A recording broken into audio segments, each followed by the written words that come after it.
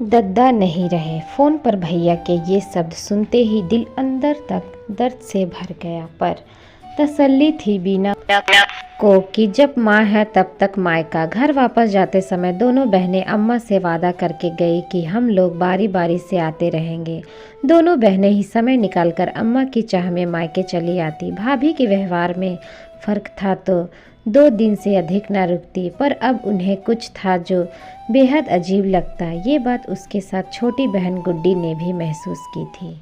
जब दोनों दद्दा को बीमारी के समय देखने आई थी, जब भी अम्मा अपनी दोनों बेटियों के साथ होती, दोनों को अपनी पीठ पर एक जोड़ी आंखें अक्सर घूरती महसूस होती। जब तक दद्दा थे अम्मा की चिट्ठी मार्च से ही आने लगती, बिटिया आ जाओ, और बिना गुड्डी उत्साह से भर जाती। दोनों बहनें हालांकि बेहद कम दिनों के लिए आती और बेहद संपन्न था मायका, पर दद्दा के जाने के बाद हालात कुछ और ही हो गए थे घर के।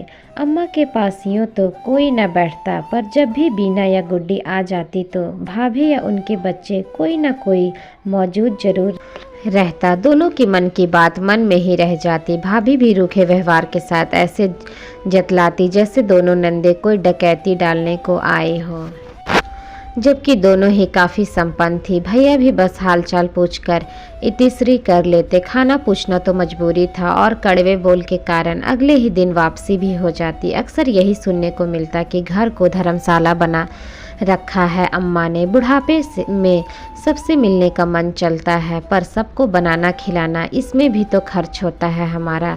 अगर फ़ोन करती तो भी अम्मा बस ठीक हूँ, इसके अतिरिक्त कुछ ना बोल पाती। आए दिन के भाभी भैया के दुर्व्यवहार के चलते गुड्डी ने तो हाथ जोड़ लिए, क्योंकि वह बहुत दूर से आती थी। पर बीना का शहर ज़्यादा दूर न था। अक्सर अम्मा छुपाकर पल्लू में बांध बेटियों का फ़ोन नंबर पकड़े वह किसी न किसी से गुजारिश करती और लोग बात करवा भी देते। बेटी चाहे जितनी बूढ़ी हो जाए, पर माँ की ममता की चाह कभी कम नहीं होती। कई महीने बाद भी अम्मा ने रट लगाई तो बीना भी आ गई, पर अब की बार एक सुखद आश्चर्य था कि माँ की पहरेदारी नहीं हो रही थी। रात भर अम्मा ने बीना से मन की बातें की। भाभी और भतीजे भतीजी भी अपना काम कर रहे थे। आदत के मुताबिक अगले दिन बीना ने अम्मा से गुड्डी की बात भी करवा दी। वापसी के समय अम्मा बच्चों की तरह बिलक के रोई कि आज जाया करो जल्दी, पता नहीं अब की बार मैं मिलूँ या नहीं। जाने क्या था उस दिन उनकी आवाज़ में कि बीना का मन सहम गया। लगभग 20 दिन बाद खबर मिली कि अम्मा नहीं रही। बीना बदहवास दौड़कर मायके गई। कहने को तो बीना भी नानी बन चुकी थी, पर माँ के मुंह में उनकी मृतदेह से घंटों लिपट के भी रोती रही। अम्मा अपनी अंतिम यात्रा पर बढ़ गई, पर बीना को अम्मा की विदाई भी अच्छी लगी कि उन्हें रूखे और जिल्लत भरे व्यवहार से मुक्ति मिली। तब जबकि अम्मा काफ़ी आत्मनिर्भर थी। अम्मा की 13वीं के संस्कार के बाद बीना ने मायके का रुख भी ना किया। गुड्डी का घर तो बरसों पहले ही छूट गया था। आज तकरीबन 3 बरस बाद भैया ने फ़ोन किया कि बीना तुम तो हाल चाल भी नहीं लेती, तुम्हारी भाभी भी बात करना चाह रही है। आज भाभी ने भी ज़रूरत से ज़्यादा बात से चाशनी घोलते हुए कहा कि बिट्टी जब अम्मा थी तो हर हफ्ते आ जाती थी, और अब 3 साल हो गए। 13वीं के बाद देहरी पर पाँव भी नहीं रखा। ना चाहते हुए भी वीना के जख्म हरे कर रिस पड़े। बस लालच था तो सिर्फ अम्मा के पास 2 दिन गुजारने का, वरना अपने घर में रोटी और जगह की कमी किसी भी औरत को नहीं होती। एक माँ ही है जिसके रहते बेटी बड़ी नहीं होती।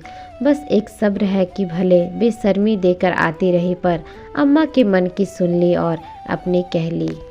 उनके ना रहने पर आती तो सिर्फ स्वाभिमान ही हाथ लगता, पर किसके लिए आऊँ और क्यों? जब तक अम्मा थी तब तक बात और थी। बस करो बिट्टी, हमें अपनी गलती का एहसास है। बहुत बुरा किया है तुम दोनों के साथ हमने। आज जब तुम्हारी भतीजी को देखने को तरसते हैं तो अम्मा की तड़प समझ में आती है, जिन्हें हमने सिर्फ बहू के चश्मे से ही देखा। अगले 2 दिन को भी आ जाओगी तो अच्छा लगेगा। भैया और भाभी के बेहद कहने पर बीना मायके गई तो भाभी में बड़ा बदलाव पाया। ये वही भाभी थी जिनके डर से अम्मा अपने मन की बात भी नहीं कर पाती। चलते वक्त भाभी ने बीना को उसके लिए अम्मा की दी हुई कुछ निशानियाँ देकर कहा, बीना ने विनम्रता से इनकार करते हुए कहा कि भाभी, मुझे सिर्फ अम्मा और अपनों का मोह था, इन बेजान चीज़ों का नहीं। भाभी आंसू पोंछकर रूंधे गले से बोली कि आती रहना बिट्टी, बुढ़ापे में भी सही, लेकिन ये समझ आ गई कि इस बेजान चीज़ों की चाह इतना आगे बढ़ गए कि हम के रिश्तों की जान ही छीन ली। बीना ने भाभी के आंसू पोंछकर कहा कि भाभी दुखी मत हो, जो हो गया सो बदल नहीं सकता। पर अफसोस इसी बात का रहा जाता कि समझ हमेशा इंसान के जाने के बाद ही आती है। बेटियां कोई कोई ही ऐसी होती है जिनको कोई लालच हो, मगर अधिकतर तो बस कुछ समय माँ बाप और भाई बहन के साथ के लालच में मायके आती है। बस पछतावा यही रह जाता है कि काश ये बदलाव उनके सामने होता तो वो परलोक तसल्ली के साथ जाती। गाड़ी में बैठने के बाद भी बीना ने पलटकर देखा तो भाभी पल्लू से अपने आंखें बार बार पोंछ रही थी। आज बरसों बाद मन भर गया था, जैसे अम्मा के समय मायका छूटने लगता था। जब घर पहुंचने की खबर भैया को दी तो वो भी बस इतना ही बोल पाए कि बट्टी आते रहना।